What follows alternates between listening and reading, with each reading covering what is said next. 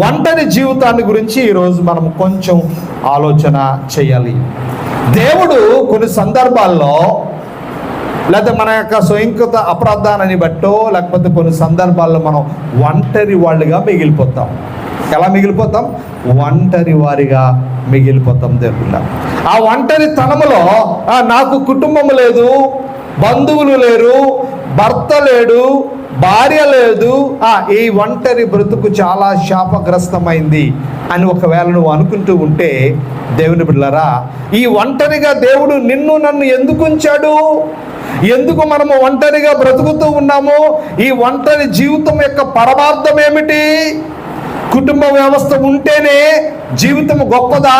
కుటుంబ వ్యవస్థ కాకుండా ఒంటరిగా ఉంటే ఆ జీవితం గొప్పది కాదా అని మనం ఆలోచన చేసినప్పుడు, దేవుని బిడ్డలారా, నేను మిమ్మల్ని అడుగుతున్నాను, ఈ ఒంటరి జీవితాన్ని